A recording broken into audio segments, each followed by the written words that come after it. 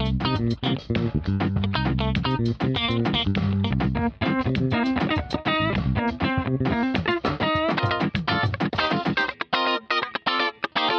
à tous et bienvenue dans le nouvel épisode du podcast de Productivio, le podcast qui vous donne des trucs et astuces pour apprendre à ne faire efficacement que ce qui compte vraiment et à gagner en sérénité. Je m'appelle Priscille et je suis votre hôtesse pour les prochaines minutes.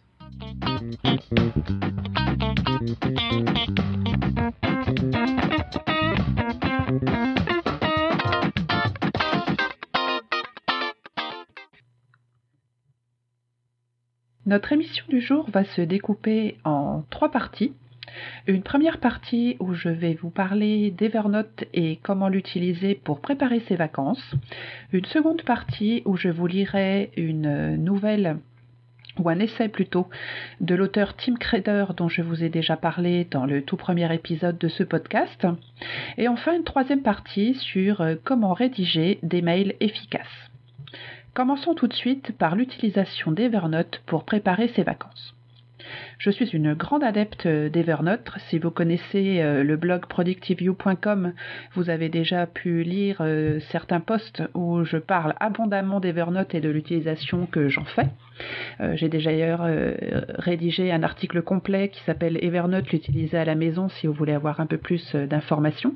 Evernote, c'est ce programme qui est utilisable sur toutes les plateformes et tous les smartphones, qui vous permet de tout stocker, tout organiser pour ne rien oublier.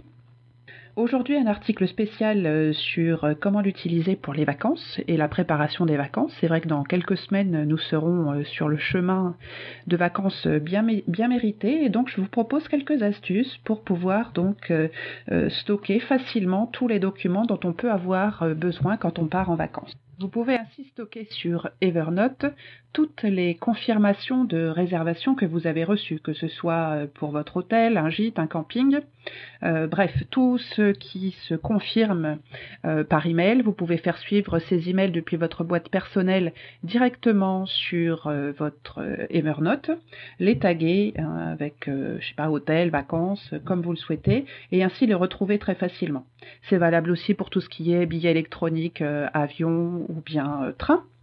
Des réservations de spectacles ou d'attractions que vous auriez pris d'avance. Bref, toute cette partie-là, vous allez pouvoir donc les envoyer sur Evernote et puis les conserver près de vous facilement sur votre smartphone.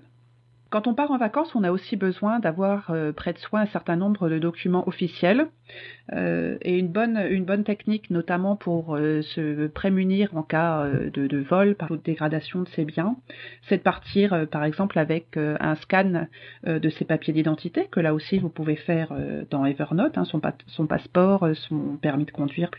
Si vous voyagez avec des enfants, vous pouvez très bien scanner les pages de leur carnet de santé, pour éviter de vous trimballer partout avec ces gros carnets de santé dans vos bagages. Si vous êtes des parents divorcés, il peut être très utile de partir avec un scan de votre livret de famille, voire même carrément avec un scan de votre jugement de divorce, surtout si vous partez sur des pays étrangers, ça peut être extrêmement utile. Scanner aussi son carnet de vaccination. Donc, vous voyez un certain nombre de documents comme ça importants que vous allez pouvoir conserver, d'ailleurs pour tous les voyages que vous ferez, et qui seront peut-être dans une rubrique documents officiels, vous les aurez toujours à portée de la main. Evernote va vous être utile aussi pour créer une checklist, soit une checklist par exemple pour faire votre valise, préparer tout ce que vous allez y mettre, checklist qui pourra être d'ailleurs réutilisable pour d'autres vacances. Une liste aussi de contacts importants, avec des numéros de téléphone et des emails à contacter si besoin. Et vous pourrez aussi, grâce à Evernote, préparer votre voyage. Souvent, on va un peu surfer sur le web quelques semaines à l'avance pour repérer des choses à visiter, des châteaux, des restaurants, etc. Rien de plus simple avec Evernote que de se créer une note pour chacun de ces lieux. Avec le petit plugin Web Clipper, vous allez pouvoir très facilement sauvegarder tous les articles ou les posts ou les photos que vous allez voir sur Internet et les conserver dans votre Evernote et les retrouver. Vous pourrez même les organiser dans un ordre logique pour faire un circuit par exemple. Et sur votre lieu de vacances, plutôt que de vous encombrer à ramener des kilos de papier de tous les endroits que vous aurez visités, pensez simplement à scanner toutes les brochures des lieux que vous avez visités, ce qui vous permettra ensuite à votre retour de vous organiser un très joli journal de voyage, agrémenté des photos que vous aurez prises, et tout ça très simplement et sans vous charger avec beaucoup de papier. Par ailleurs, les différentes notes que vous aurez créées, vous allez pouvoir les organiser par type. Si je reprends toutes les réservations hôtels, trains, avions, etc. dont on parlait tout au début, toutes ces notes, vous allez les mettre ensemble, les sélectionner et créer ce qu'on appelle une note de sommaire qui va vous faire une note en fait récapitulative avec les titres de toutes ces notes que vous allez mettre ensemble. Vous allez donc les retrouver en un seul et même endroit pour aller facilement accéder aux différentes réservations. Il en va de même avec vos documents importants ou avec les scans des brochures des lieux que vous avez visités. Voilà, donc très simplement, on pourrait retrouver ces documents à portée de la main. Voilà, nous avons fini pour cette première rubrique consacrée à l'utilisation d'Evernote pour préparer ses vacances. Je voulais aujourd'hui, dans cette seconde partie, vous lire à nouveau un article de l'écrivain et cartooniste américain Tim Kreider. Je vous en ai déjà un peu parlé lors du podcast numéro 1 de Productive You, où on avait lu, donc, je vous avais lu un essai de Tim Kreider. J'en ai trouvé un autre traduit en français qui m'a beaucoup plu. Alors cet auteur écrit des choses, des essais parfois un peu décapants, je dirais. J'ai assez de mal à en trouver qui soit traduit et par chance j'en ai trouvé un sur le site philomag.com. Je vous mettrai bien évidemment le lien sur les notes de cette émission. D'après cet auteur américain, Tim Kreider, plus on passe, plus on vieillit, plus on prend de l'âge, et plus on serait enclin à vouloir se rassurer en se comparant à nos contemporains. Je vais donc vous lire cet essai qui s'appelle Le référendum, qui est paru à l'origine dans le New York Times en 2009. Je vous mettrai le lien vers cet article, donc il est en anglais, et qui a ensuite été donc traduit et que l'on peut retrouver sur le site philomag.com. Il n'y a pas longtemps, le rédac-chef d'un magazine m'a appelé parce qu'il cherchait quelqu'un pour écrire un article sur les gens restés bloqués à l'adolescence. « Bien sûr, c'est à toi que j'ai tout de suite pensé, a-t-il dit. J'étais tout content d'accepter.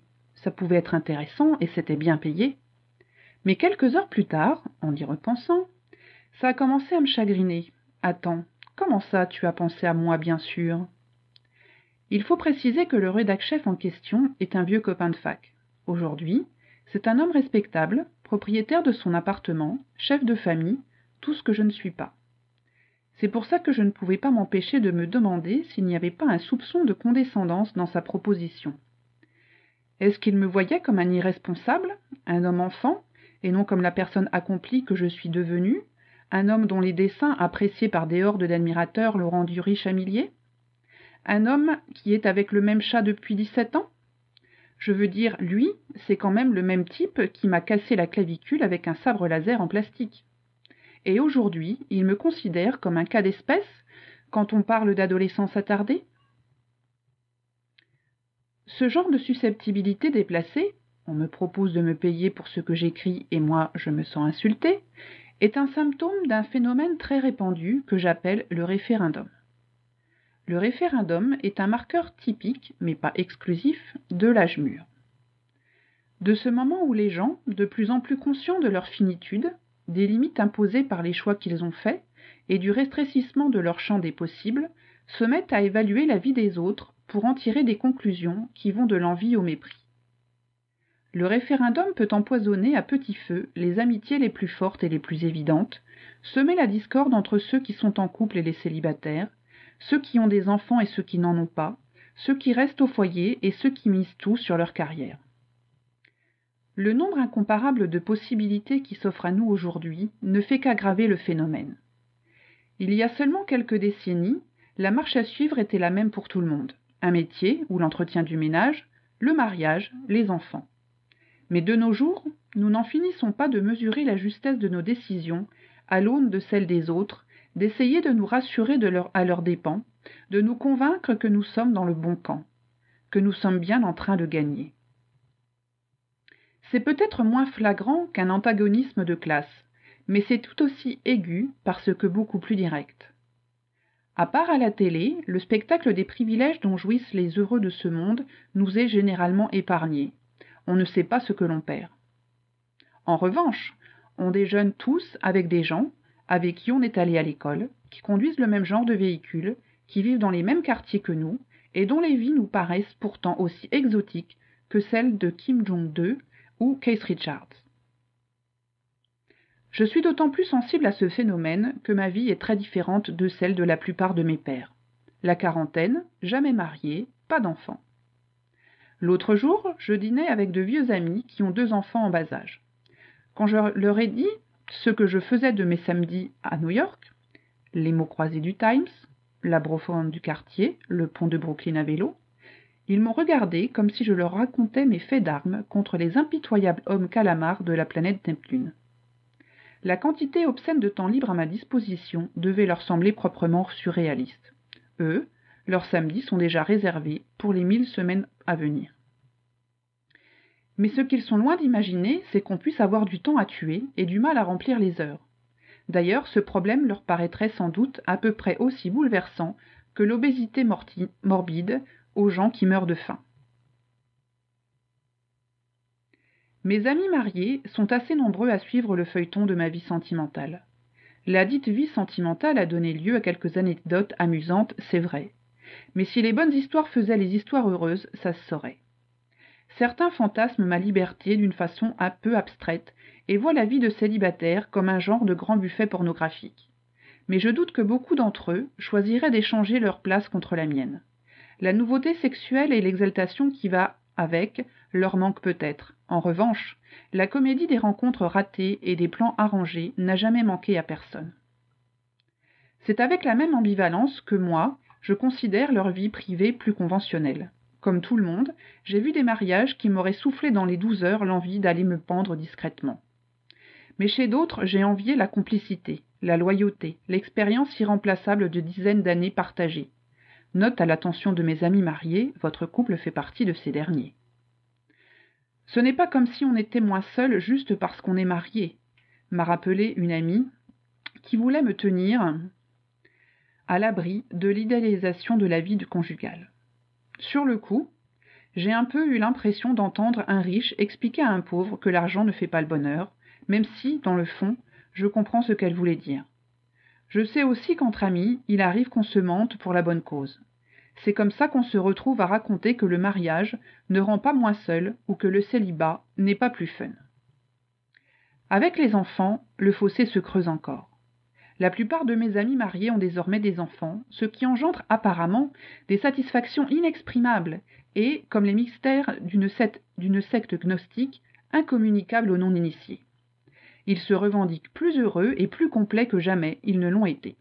Lors même qu'ils vivent dans des conditions de saleté et d'humiliation choquantes, privés de la liberté et de la dignité les plus élémentaires, sous la coupe effroyable et sans appel d'un maître sociopathe échoyé dont chaque caprice fait loi.